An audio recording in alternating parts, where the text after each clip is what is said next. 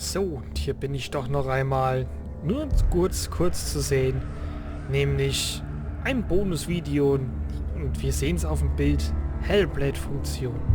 Ich wünsche einfach viel Spaß beim Zugucken, es ist interessant und dient einfach nur als Bonus. Aber vorher würde ich euch auf jeden Fall raten, guckt das Gameplay an oder spielt selber das Spiel, bevor ihr das anguckt. Okay, auf jeden Fall Film ab und viel Spaß. Ich mache mich erstmal aus, mache das Mikrofon aus und dann drücke ich einfach auf Hellblade-Funktion. Auf Wiedersehen und tschüss, viel Spaß.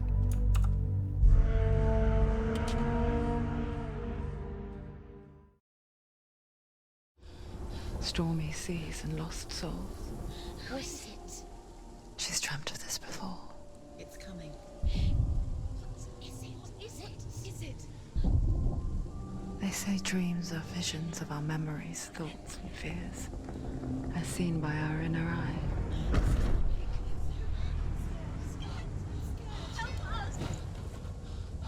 But what if each one of us is always dreaming, even when awake? And we only see what our inner eye creates for us. Is this what hell is? A world shaped by Senua's nightmares. Maybe that's why people fear seeing the world through her eyes. Yes, she's scared. Because if you believe that Senua's reality is twisted, you must accept that yours might be too.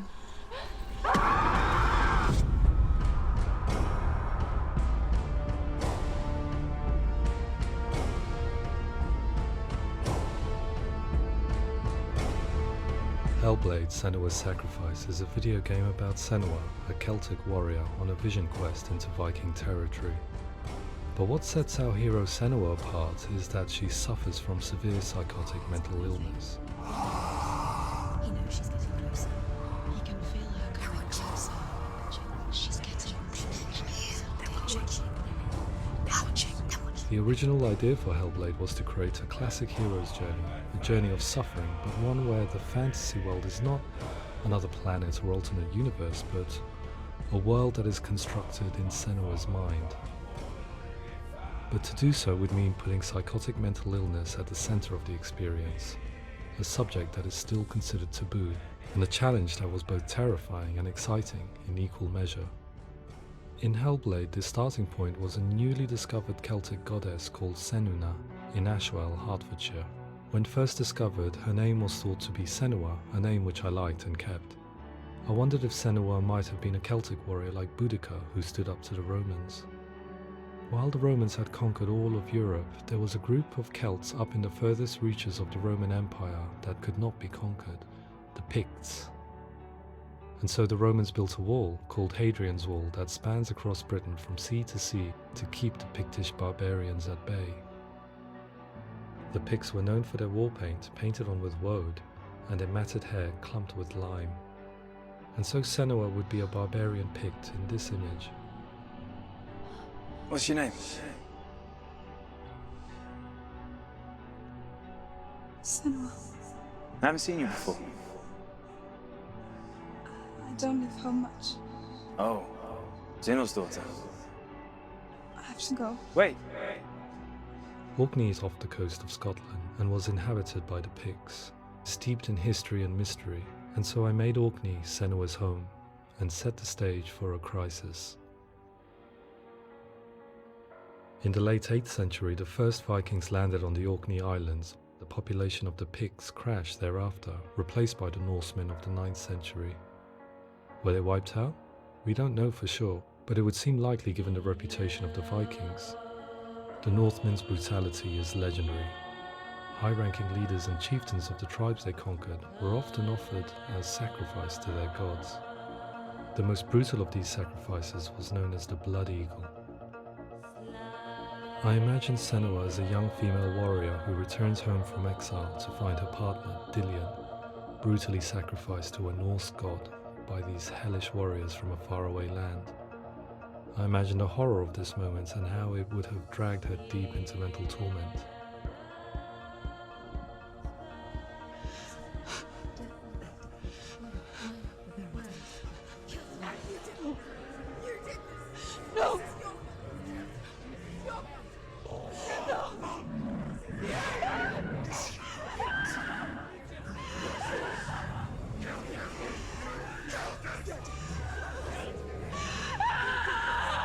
I came to learn that the Celts had a sophisticated and nuanced perspective on the nature of mental disorder. One term they used was Gelt. A Gelt is a man or woman who has been driven mad by a curse, battle trauma, or grief. The Gelt would take to a life in the woods in search of penance, punishment, and purgation. And so Senua became a Gelt, cursed by darkness, looking for redemption in the wilds. Another word the Celts used in reference to mental disorders was truth, meaning fool, or liar, one who utters the words of God. They tell of the mad sinner who flees battle into exile and takes on a beastly nature, growing feathers on his body. The character called Truth in Hellblade is based on a little-known person called Findan, an 8th century Irish Celt who was captured and enslaved by the Vikings, but eventually escaped to Orkney where he became a monk. I will tell you my stories of hell, if I may walk with you. Upon meeting Senua, it would be his stories that fuel her quest deep into their world of gods. The Northmen say the world will come to an end. The sun will grow black, the earth will sink into the sea, the stars will disappear, fire and water will meet, flames will play against the sky, the heavens and earth and all the world will be burned, all the gods will be dead, and the warriors of Valhalla and people everywhere. Senua, prepare yourself for Ragnarok, for it is nigh. So the stage was set for a new adventure, a journey into the Norse underworld called Hell, a vision quest fueled by madness and myth, a fantasy that was created by Senua's own mind, and one that we would experience through her eyes. This is your mission. This is your quest. There is nothing else left. To make a game about a warrior with psychotic mental illness as its central theme was fraught with danger. Mental illness such as psychosis is still taboo and rarely acknowledged in a century of cinema, never mind the new medium of games. Where it does feature, it often conflates psychosis and psychopathy associated with a lack of empathy. It is unfortunate that these two words sound so similar that they are used interchangeably in media. I must admit that I didn't have to look very far to discover my own ignorance of the subject. So we reached out to Paul Fletcher, psychiatrist and professor of health neuroscience at University of Cambridge. Psychosis is a descriptive term, and it refers to having a loss of contact with objective reality. So it's characterized by two main sets of symptoms. One of them is hallucinations, where somebody experiences perceptions when there is no actual objective thing out there to perceive. You're already dead. Who are you? And the other is delusions, where somebody comes to very often bizarre, unpleasant, frightening beliefs when there's no good evidence in favor of them.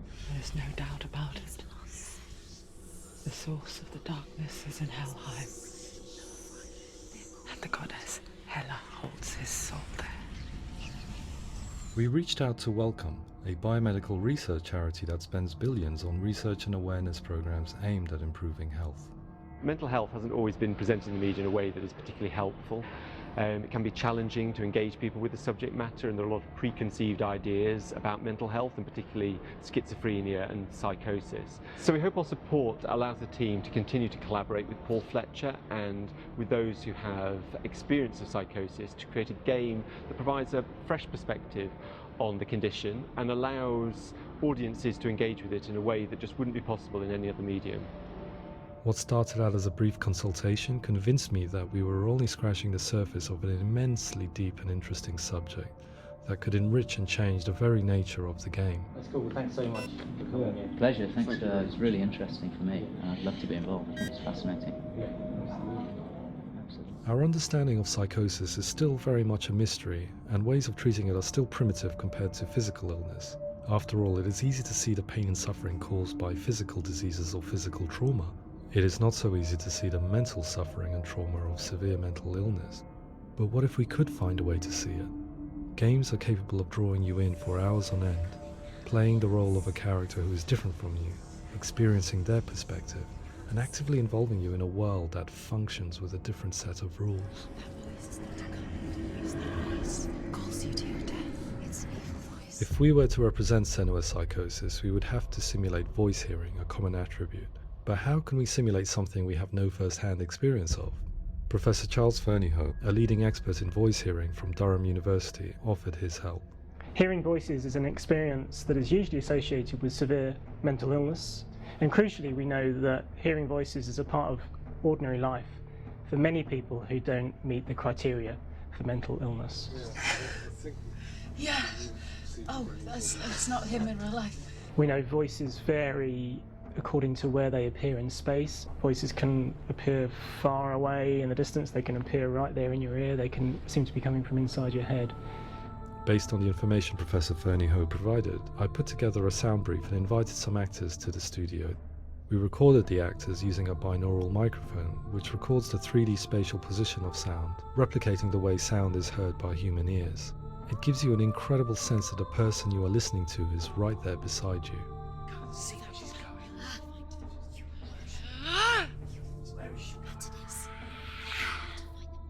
Rachel Waddingham from the Voice Collective came to our studio with 2 young voice hearers to speak to our team. We talked at length about their experiences and they listened to our tests, giving us feedback on how we could improve on it. Everyone hates her. She's cursed. It's very hard to represent what this experience is like, partly because it's such a personal, intense, emotional experience.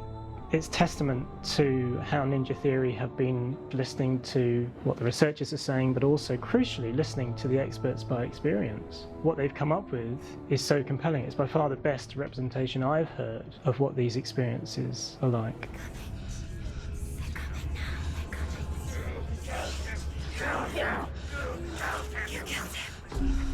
Other common attributes of psychosis are visions and flashbacks. We met with Recovery College East, who work with and care for people recovering from severe mental disorders. A group of service users gave us their first-hand account of what they experience. Sometimes when the visions or what we're seeing is too much, it becomes more difficult until eventually we perhaps don't see anything. The people we spoke to, the stories they told, were fascinating, harrowing and mind-boggling. The reality of what people experience was vivid, far exceeding what I could possibly have imagined. We went away itching to represent some of these visions and flashbacks in the game. Hands will know my heart is so, love is so far away. Don't you know how I wanna feel deeper? I could never know how you grow, all these days are killing me.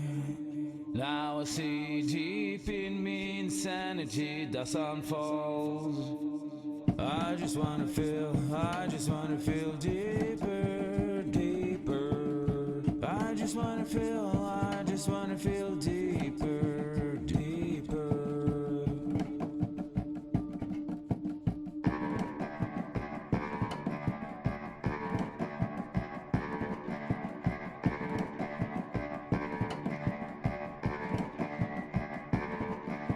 Hands will know my heart is so, love is so far away. Don't you know how I wanna feel deeper? I could never know how you grow, all these days are killing me. Feel like this, read like this, I just wanna live, that's all. I just wanna feel deeper, deeper. I just wanna feel deeper, deeper.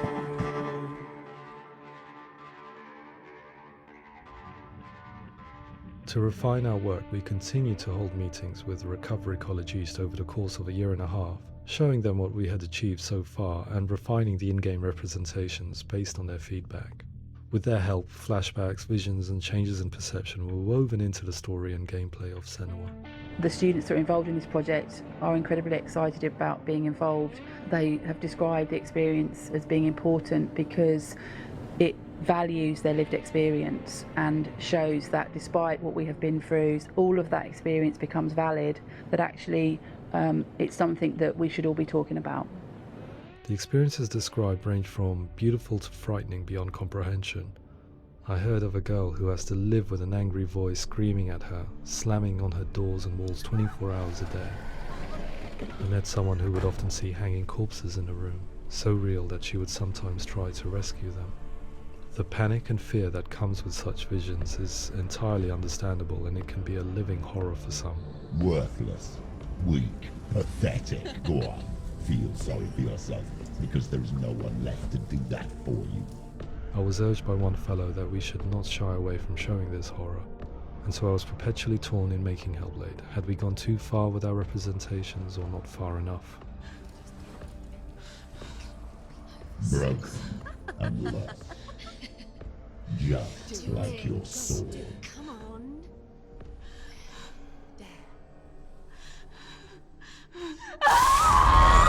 In some ways, voice hearing and visions were the low-hanging fruit, so to speak.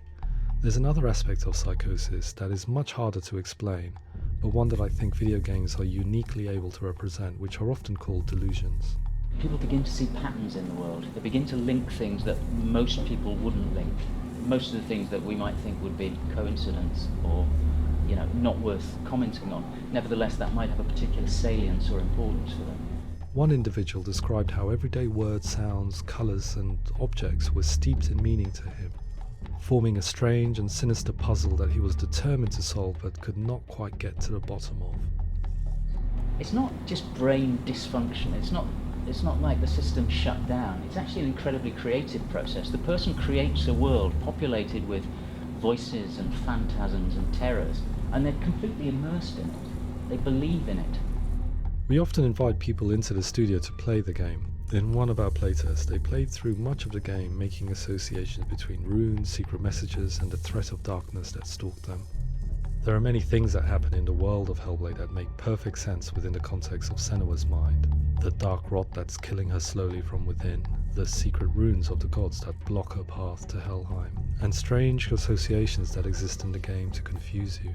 To complete Senua's quest, you have to internalize and accept the logic and meaning behind these things to progress. Afterwards they said that they didn't see much evidence of mental illness in the game. People with delusions of all sorts would argue the same thing, that they are not aware of their experience being abnormal in any way. I need this sword. It's important.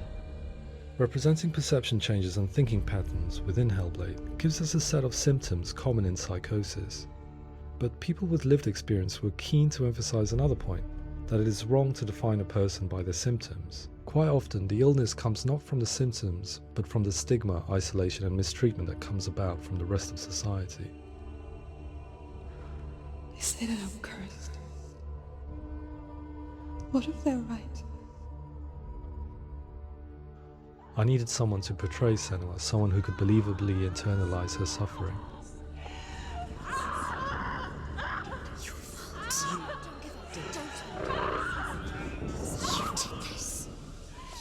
Melina Jurgens, our video editor, had been a stand-in for Senua over a few months while we perfected our motion capture techniques. Without realizing it, she had already auditioned for the role, and I knew her well enough to know that I didn't have to teach her to act, but to relive her own internal pain.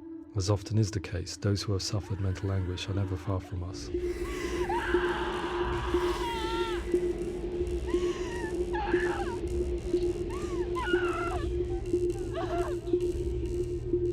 My hope is that by creating a compelling and aspirational character in Senua who feels very much real, albeit in a fantasy setting, we can provide a lens into her reality, a different one to yours, and this is where storytelling comes into play. I imagined her life based on common threads in real people's lives. She was always prone to psychosis as a child. Her mother Galina also heard voices and had visions, so perhaps there was a genetic aspect. Or perhaps it was cultural, as she lived within a world without science, of gods and a superstition, as exemplified by her druid father Zimbal. Psychosis developed in her late teens to early 20s and was exacerbated by stigma and isolation at the hands of the clansmen and her father. This darkness. It's spreading. The trauma of seeing her lover Dillion sacrificed tips her over the edge, making her remodel her reality around a concept that connects everything: the darkness. So the question, is what Senua experiences real? Can only be answered by saying, yes, it is real. It is her reality. All of her suffering will have been for nothing. It's just a matter of time.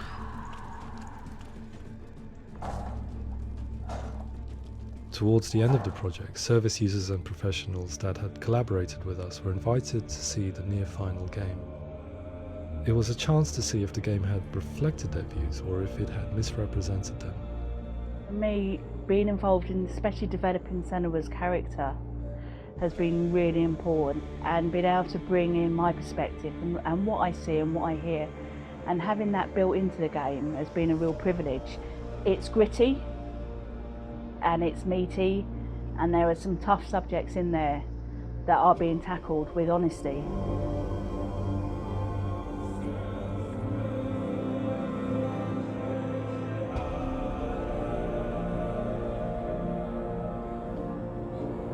I was blown away by it today, absolutely blown away. It was just fantastic to get the opportunity to use our lived experience in a very creative way. There's nothing tokenistic about the work we've put in. It feels like we've been listened to, things have been taken on board, and I think there was a lot of realism in the game itself, and it feels very authentic.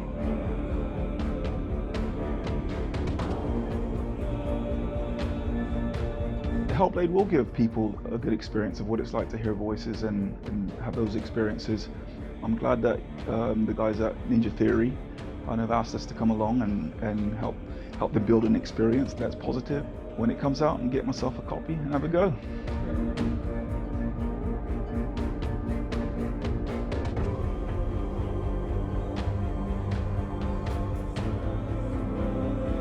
I think all the way through I was really inspired by how the conversations have translated into the game in a way that I think I didn't imagine was possible. So wonderful, really wonderful.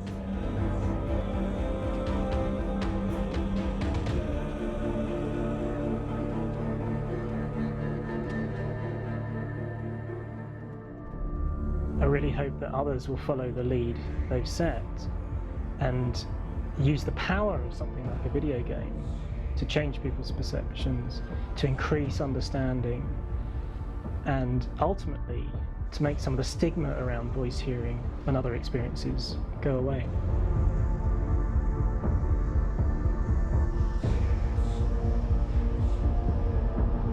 For me, it was really exciting to see something that I explore scientifically being represented so beautifully in a character who's trying to penetrate the mysteries of the environment in which they've been placed, with all of this strange uncertainty and noise and conflicting information that they're getting.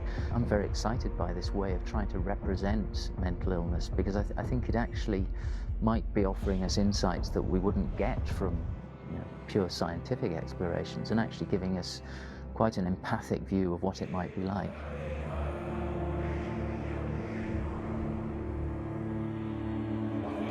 Mental illness has been with us for as long as we have been on this planet, but why? Why hasn't evolution stamped out this weakness from within our gene pool? I often pondered this question until I realized that the question had an inbuilt flaw.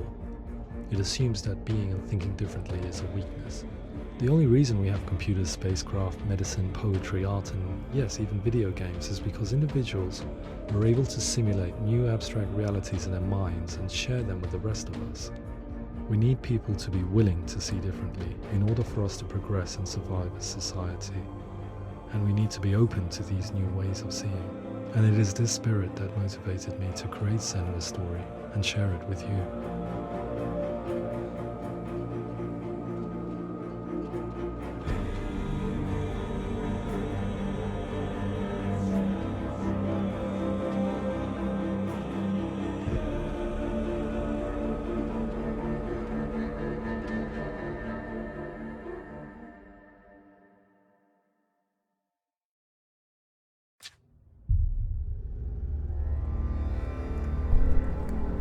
Tja, da bin ich wieder. Meine Güte, sehr informativ.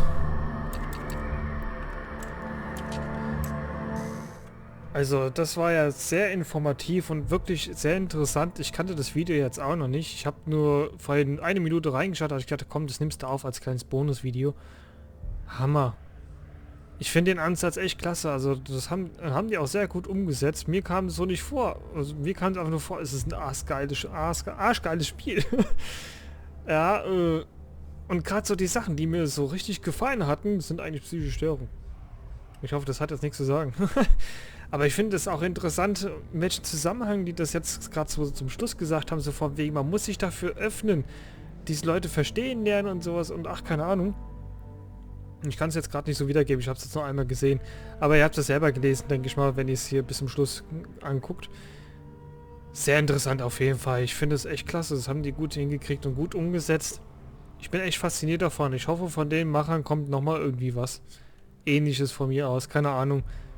Es war klasse. Respekt. Okay, also das war ein kleines Bonusvideo nochmal zum Nachdenken oder Mitdenken, wie auch immer, von Hellblade, Senua Sacrifice, die Hellblade-Funktion. Ich bin von Löher Gameplays als Hobby und auf Wiedersehen und viel Spaß noch bei mir und tschüss.